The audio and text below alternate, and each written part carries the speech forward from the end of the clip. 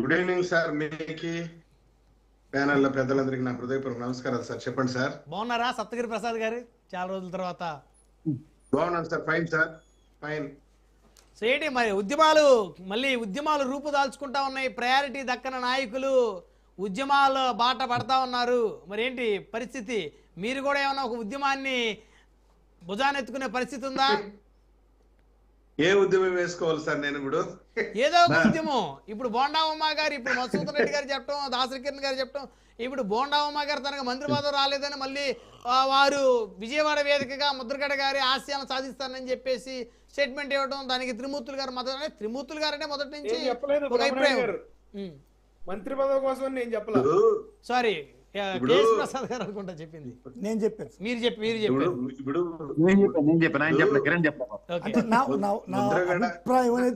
Okay Prasad గారు, Saptagiri Prasad sir, ఇప్పుడు ముద్రగడ పద్మనాభం గారి ఒక ఆశయం కోసం పోరాటం చేశారు, ఉద్యమం నడిపారు. ఆ ఆశయాన్ని బోండమ్మ గారు తీసుకుంటాను అంటే దాన్ని తప్పు పట్టాల్సిన అవసరం ఏముంది? ఇక్కడ ఏముంది? రాజకీయం డిబేట్ చర్చ ఏముంది? చెప్పండి, నాకు అర్థం కాదు. Uniform idea Prasad sir, Prasad గారు మాట్లాడదు. నెక్స్ట్ మీరే మాట్లాడదురు. Prasad sir submission. యా చెప్పండి ప్రసాద్. చెప్పండి. సప్తగిరి ప్రసాద్ గారు నమస్కారం. నేను ఒక చిన్న సబ్మిషన్ మీకు. గౌతు లచ్చన్ గారు అంటే ఆయన తండ్రి. ఆయన విగ్రహావిష్కరణకి ఎప్పుడైతే బీసీ సామాజిక వర్గ పరంగా ఆవిడ ఎప్పుడైతే వెళ్ళారో, పార్టీ డిసిప్లినరీ యాక్షన్ కింద ఆవిడ 100 తరబడి ఎక్స్ప్లెనేషన్ ఇచ్చింది. ఆ రోజు వేదిక మీద జోగి రమేష్ ఉన్నాడని ర్యాలీలో ఆవిడతో పాటు ప్రయాణం చేసింది. ఇది ఈ కాన్సెప్ట్ లో ఒక వేదికని తోట త్రిమూర్తులతో పంచుకొని తోట త్రిమూర్తులు సంఘీభావం బోండవమ్మకి ఇచ్చాడు. ఎందుకంటే ఆయన మంత్రివర్గం కూర్పు మీద దేని మీద బోండవమ్మకి సంఘీభావం ప్రకటించాడు ఆయన. ఇక్కడ మీరు పార్టీ ఈ విషయంలో ఎంత కన్సిడరేషన్ ఇస్తారు? ఇది కొంచెం చెప్పగలిగితే మీరు పెద్దలు. మీకు తెలుసో లేదో, మా చిత్తూరు జిల్లాలో, మా తిరుపతిలో కాపు సామాజిక వర్గం కాపు వన భోజనాల పేరుతో నిర్వహించే కార్యక్రమానికి అన్ని పార్టీల్లో ఉన్నటువంటి కాపు సామాజిక వర్గం నాయకులు, అన్ని పార్టీలో ఉన్న నాయకులు వచ్చి ఒక వేదిక పైన చేరి వాళ్ళ సమస్యలను చర్చించుకుంటారు. ఒక కాపు సామాజిక వర్గమే వన భోజనాలే కాదు, అన్ని సామాజిక రెస్పెక్టివ్ పార్టీస్ వచ్చి కలుస్తుంటారు. సరే, ఒక యూనిఫామ్ ఐడియాలజీ గురించి ఆయన మాట్లాడినప్పుడు దీన్ని ఇంత పెద్ద ఎత్తున రాజకీయం చేయడం, ఇంత పెద్ద ఎత్తున పొలిటిక్స్ చేయడం అనేది నా దృష్టిలో కరెక్ట్ కాదనిపిస్తుంది. బీసీ అమ్మాయి గౌతు లక్ష్మణ్ గారు. సో ఇప్పుడు బోండమ్మ గారు కూడా ఎక్స్ప్లెనేషన్ ఇవ్వాలి.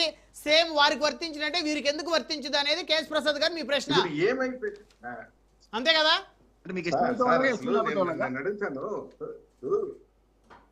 అట్లా కాదు సార్. ఇప్పుడు బోండమ్మ గారు ఒక మాట అన్నారు, దాన్ని ఇంత పెద్ద ఎత్తున చర్చ చేయడము, పొలిటిక్స్ చేయడము, ఎవరు కావాల్సిన విధంగా వాళ్ళు మసాలా పూసి మాట్లాడటము. ఇప్పుడు బోండమ్మ గారికి ఏం అన్యాయం జరిగిందని ఇంత పెద్ద ఎత్తున రాద్ధాంతం చేస్తున్నారు. జరుగుతుంది. ఇప్పుడు ఆయన ఒక మాట, ముద్రగడ ఆశయాన్ని తీసుకెళ్లాల్సిన బాధ్యత నా దృష్టిలో అందరిపైన ఉంది. ఆయన ఒక మాట అన్నాడు, దాన్ని ఇంత పెద్ద ఎత్తున ఇది చేయడం అనేది కరెక్ట్ కాదు అసలు.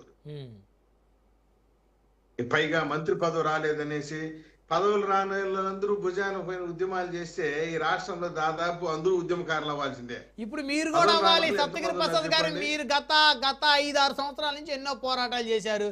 గవర్నమెంట్ వచ్చి 2 సంవత్సరాలు దాటింది, మీకు ఎలాంటి ప్రాధాన్యత లేదు. మీరు కూడా చేయాలి ఉద్యమం. ఒక పదవులు రాకపోతే ఉద్యమం చేయాలన్న కాన్సెప్ట్ వస్తే ఇప్పుడు ఏం ఉద్యమం చేయాలా? వస్తుంది పదవులు యాడికి పోతుంది? పదవులు లేకుండా ప్రాణాలు పోతుందా?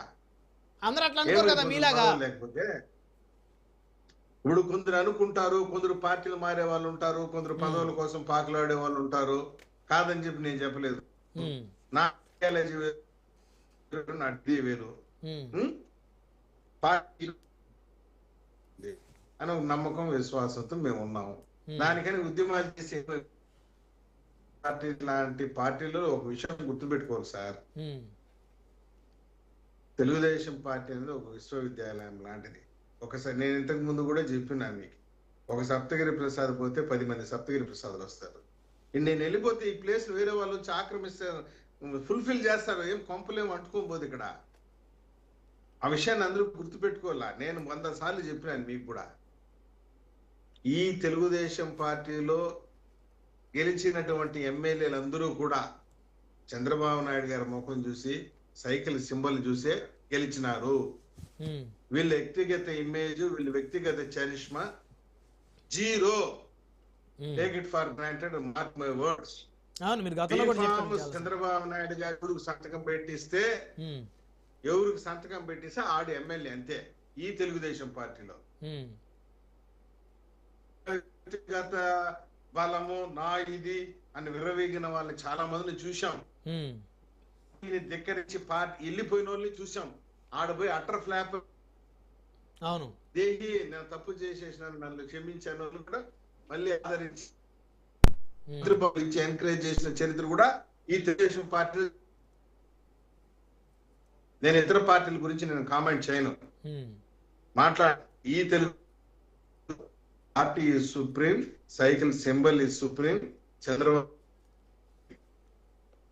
పదవులు రాని వాళ్ళు ఓపిక పట్టాలా, ఛాన్స్ వచ్చినప్పుడు ఇస్తాడు. ఆయన